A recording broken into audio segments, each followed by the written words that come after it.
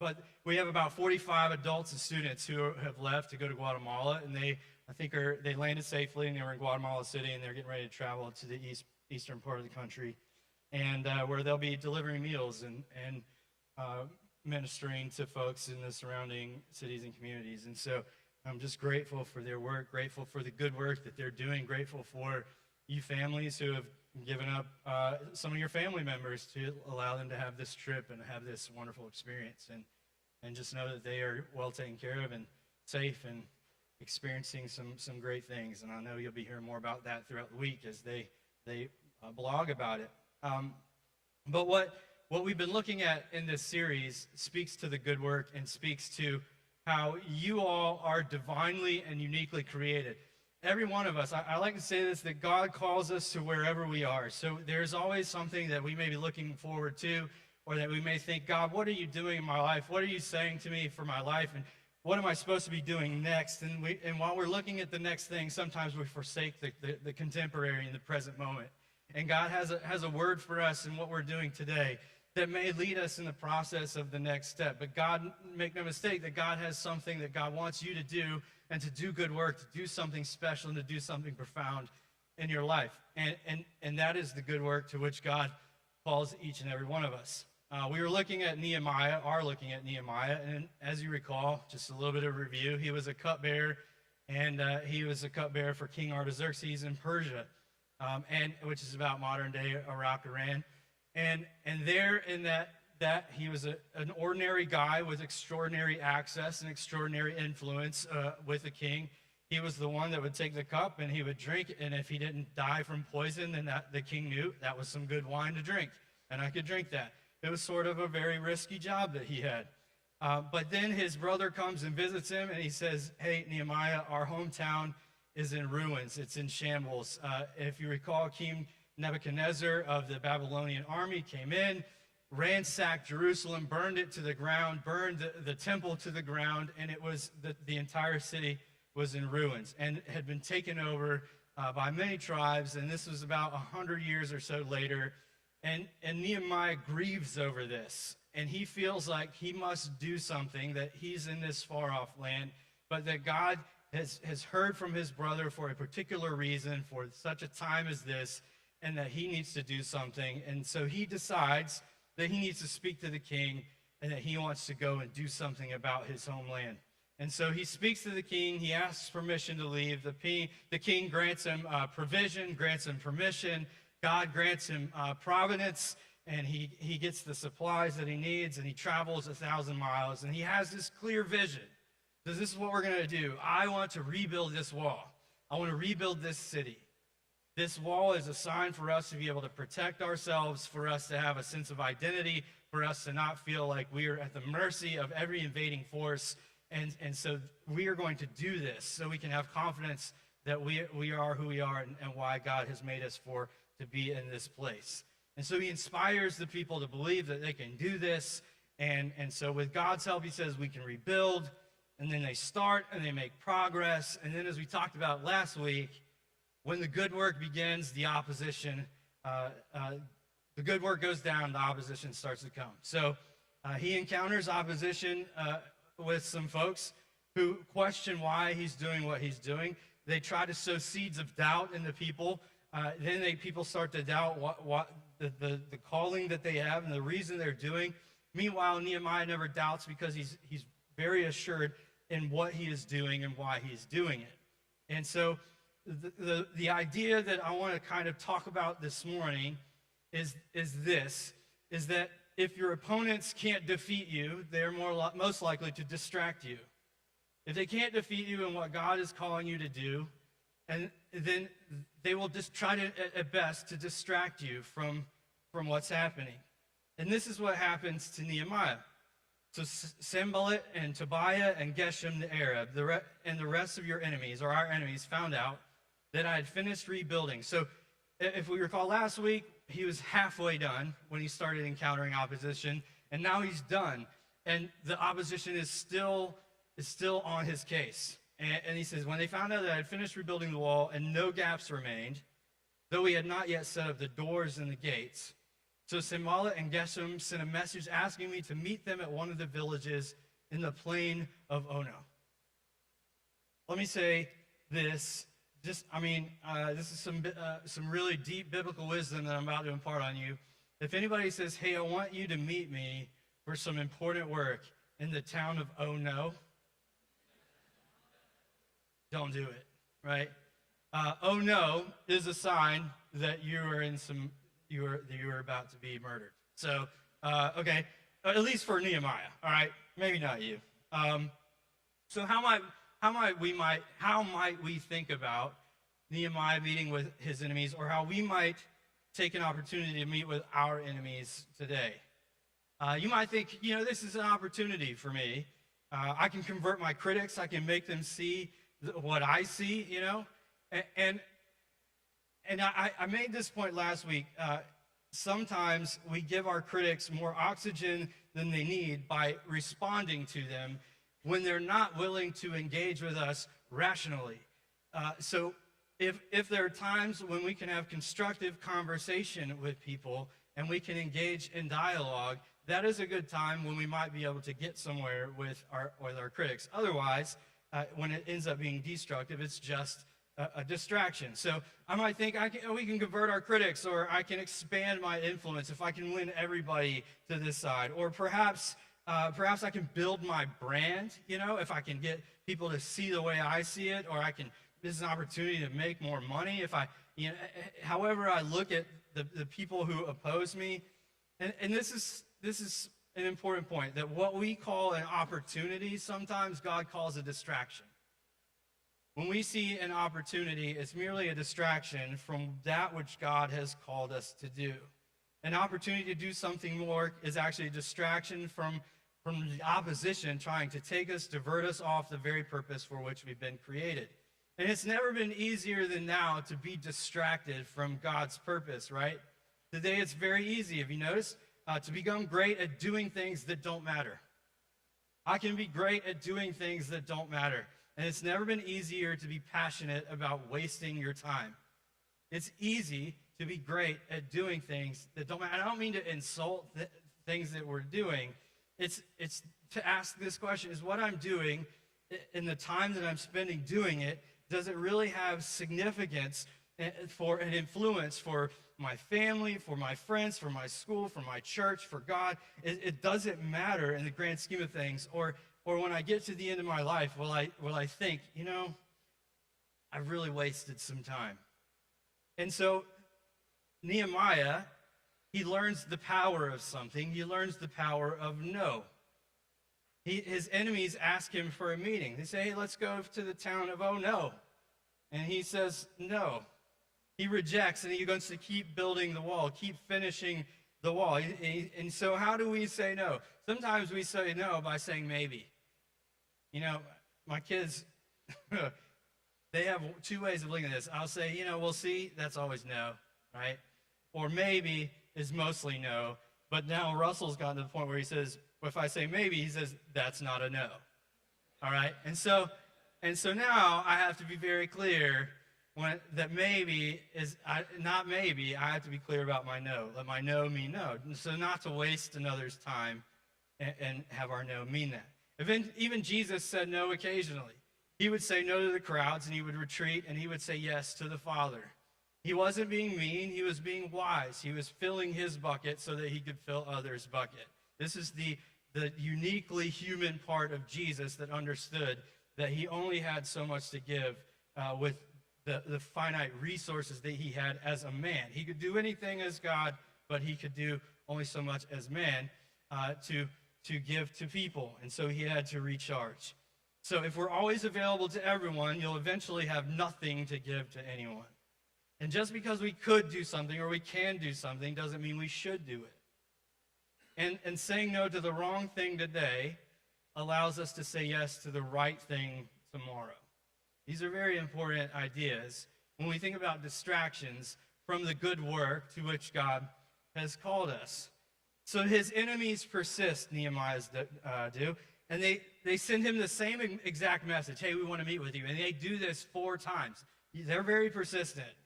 And they said, stop rebuilding. Let's talk. We can work this out. And then we follow up in verse 5. He says this: the fifth time, Sanballat's servant came with an open letter in his hand, and this is what it said. All right, there's a rumor. There's a rumor among the surrounding nations, and Geshem tells me it's true, that you and the Jews are planning to rebel, and that is why you are building the wall. According to his reports, you plan to be their king. So he says, if I can't distract you and have a meeting with me, I'm just going to plant this false rumor, so maybe that will get you distracted and you can come talk to us then. So, hey, I hear that you are power hungry, that your intentions aren't pure, your intentions aren't noble, and the reason that you want to build this wall is so that you can accumulate influence and power and rule over the Jews. What say you to that, Nehemiah?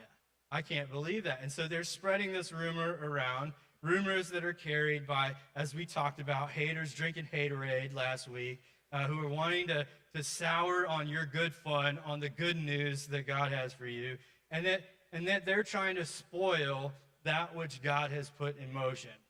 And so there's this rumor, and we shouldn't let this be a distraction.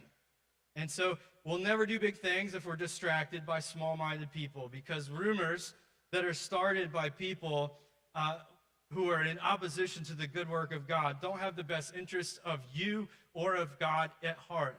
And to do this is to really, in a way, destroy you and undermine the good work that God is doing in and through you and for you.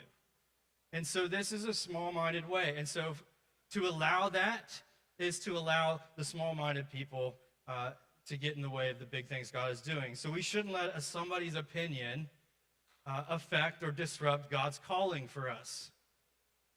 An opinion pales in comparison to the calling that God has for each and every one of us. And sometimes we allow that to really have major influence, another opinion have influence over us. I heard somebody say, don't worry about what people say about you, worry about what's true about you. If we worry what's true about us, then there's nothing that they can really say that holds weight against us. So they say, Nehemiah, you want to be king. You are in this for the wrong reason. Your heart is not sincere. And this is how he responds. I replied, there's no truth in any part of your story. You are making up the whole thing. So instead of letting opposition discourage Nehemiah, he becomes more determined. He says, I'm not going to let you define me and why I'm here. And he says, you're making up the whole thing. So then they're just trying to intimidate us, imagining that they could discourage us and stop the good work. So I continued the work with even greater determination. So I'm not only am I going to just do this, I'm going to do it with even more grit and determination to prove to you that I'm about the work, man. And there was an idea that they would work with a tool in one hand and a weapon in another hand, so as to be able to protect themselves if somebody came to try and disrupt their work. So nobody's going to distract him from his calling. He's not allowing people to distract him with rumors. And this makes him more determined to do what God is doing for the people of God. Sometimes we have to be careful. And sometimes we have to be careful not to let external success do internal damage to our heart. Sometimes when we experience success and we start seeing this, there is a danger that we think it's because of us. Look at what I've done. Look at how great I am. It's like, look at how great God is, but God called me, and look how awesome I am to like get these people to do this great thing. We built this wall, and I am awesome. And what happens is if we start thinking that way, which Nehemiah didn't, but if he were to start thinking that way, there tends to be this spirit of entitlement that can well up. We think that success is not from God, but it is from us. And this can be a real big distraction to success when we start thinking that any success that we have is not by the grace of God, but by the efforts of me. And so this distraction of an entitled spirit is dangerous, and we should not allow it to be a distraction. So then there's another distraction that Nehemiah, so we can't get him to meet with us. We can't start a rumor and get him to come off that wall. So we'll do something else. So in verse 10, he says, later I went to visit Shemaiah, and Shemaiah said, let us meet together inside the temple of God and bolt the doors shut. All right, that's your first warning sign. All right? Your enemies are coming to kill you tonight. I smell a rat. And so Nehemiah, he hears this, and this is somebody who had influence. He's like, listen, man, I'm your buddy. I've got some intel for you. Your enemies, there's a bounty on you. They're coming to kill you. So let's go to this remote location that we've rebuilt. Let's lock ourselves in where nobody else can get to us, and then let's wait it out, because that's a better idea. And so Nehemiah, he thinks, I smell a rat, as I said. Now, he has the authority to use the temple, but here's what isn't often known. You can use the temple, but you have to use it for the glory of God and not for personal gain. So to induce Nehemiah to go hide in the temple and lock the doors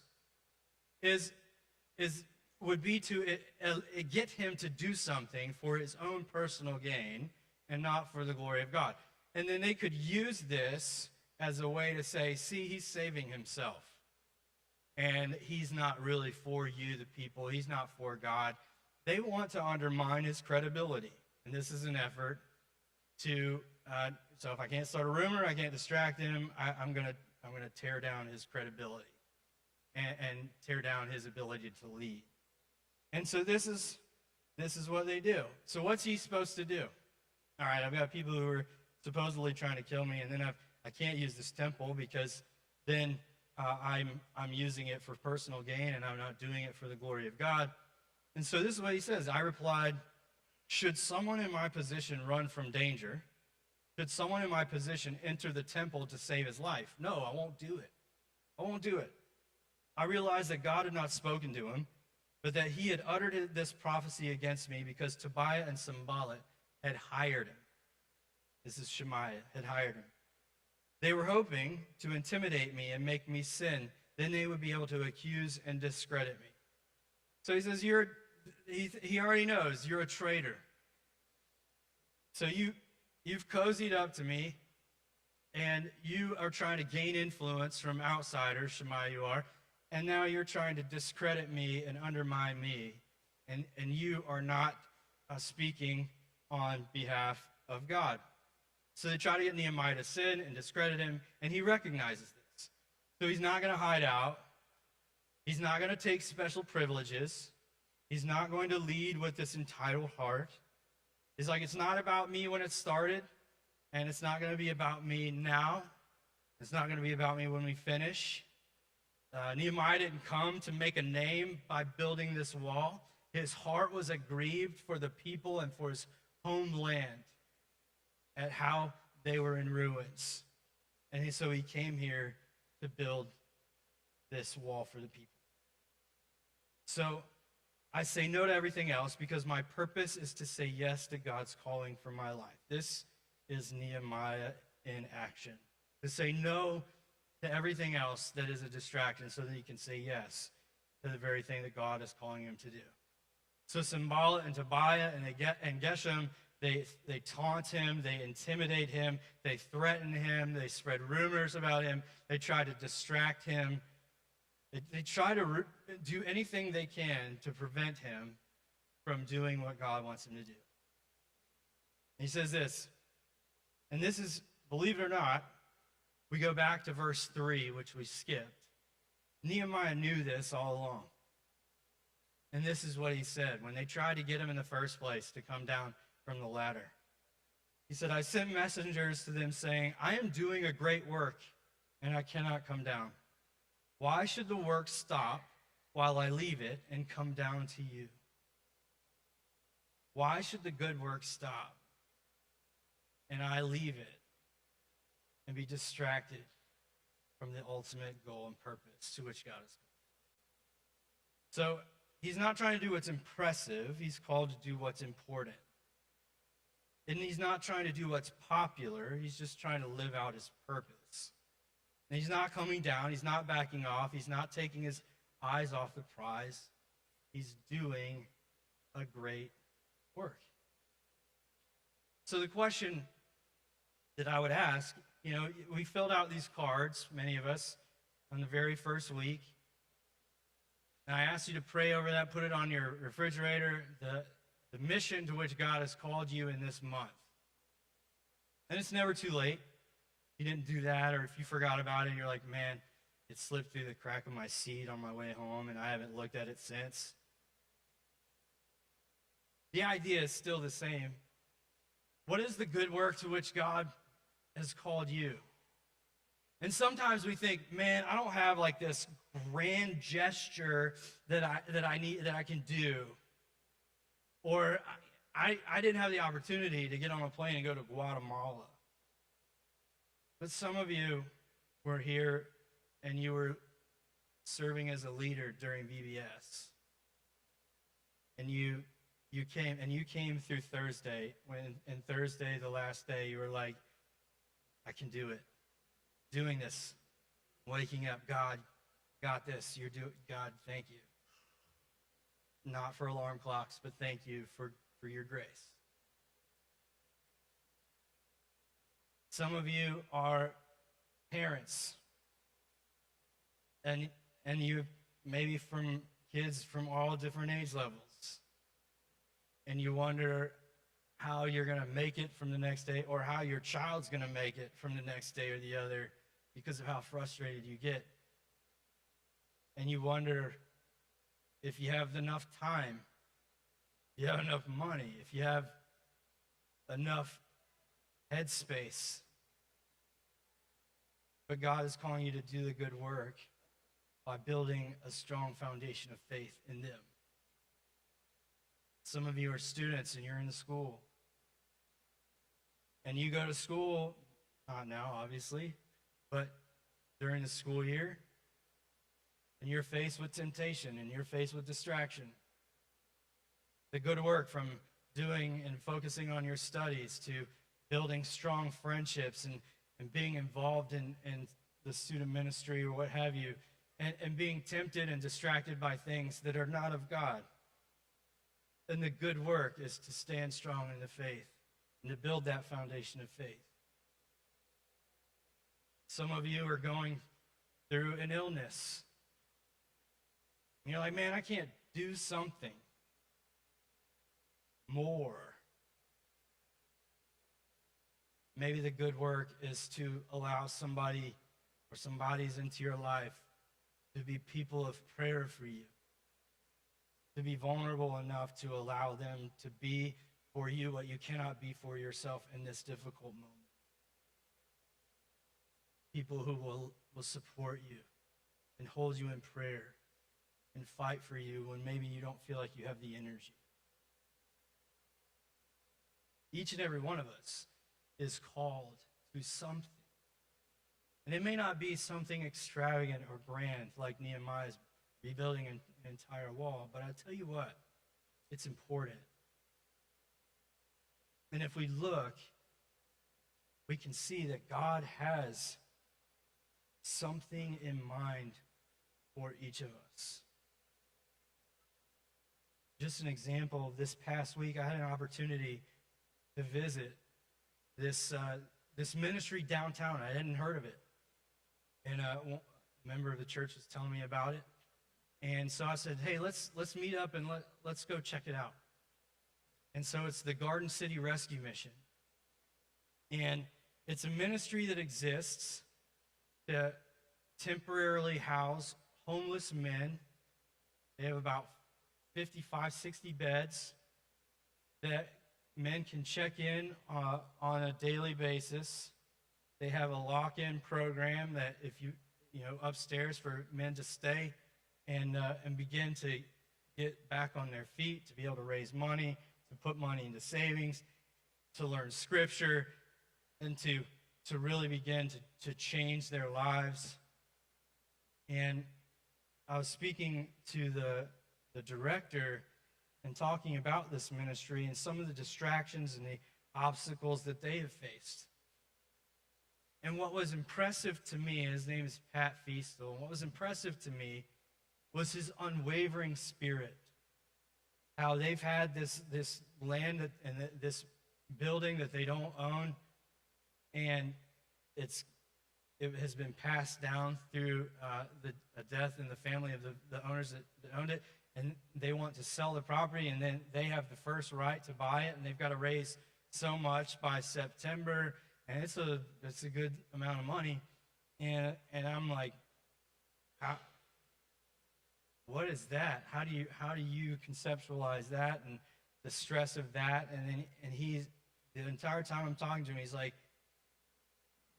when you have been where I am, and you see, he said he served in the military, and he had 2 failed marriages, and he had a problem with alcohol, and then at one point he's like, God got a hold of me and saved me when I was on the brink of ending my life. And he shared a passage with me from Amos that said that God will come to rescue the remnants of Israel out of the lion's mouth. He said, and it's a pretty graphic image. But he said, I think people in this community, they're the remnants. They're the leftovers. They're the pieces. They're the overlooked. And God has called me to be a force for them, to help them. Because God saved me, I'm called to do this, do whatever I can for them. I was like, how can I help? I'm sold. How can I be a part of this to help you? Somebody who realized the good work that God was doing in his life to do the good work for others. And there are many examples of that, but this is what Nehemiah prays. He says, remember, O my God, all the evil things that Tobiah and Sanballat have done, and remember Noadiah the prophet and all the prophets like her who have tried to intimidate me. So on October 2nd, the wall was finished, just 52 days after we had begun. 52 days. No miracle from God, no talking donkey, no food from heaven, no burning bush, no parting of a sea, no fire from the sky, no army of 10-foot angels with eyes blazing of fire and chainsaws wielding heavily and singing, "We are the champions."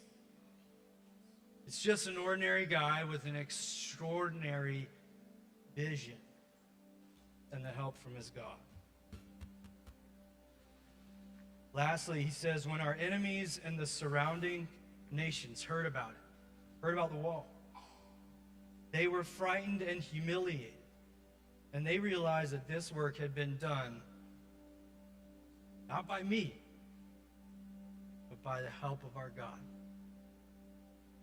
The greater the opposition against you, the greater the opportunity for God to work and fight for you. You'll never finish what you don't start. Amen? I want to invite in these final moments as we sing together to say a prayer. Invite God to continue and you to just have a conversation for God to do work in you. Wherever it is, wherever you are, God's got something great for you. I'll just pray.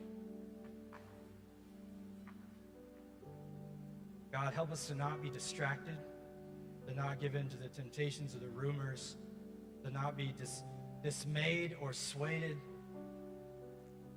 by things that pull us away from what you are really ultimately wanting us to do. Help us to focus on you, to be about you, to fight for you, but ultimately, God, to let you fight for us in the ways and the areas of our lives where we're struggling, but also in the areas of our lives where we are succeeding. Help us to allow you to take control and lead. We give you all the glory and the credit. God, inspire us individually, and inspire us as families, inspire us as your church to focus on the mission and not be distracted from outside noise that would have us move away from that which you are calling us. May we be your disciples to make other disciples that will transform our community and this world. For it's in your name we pray.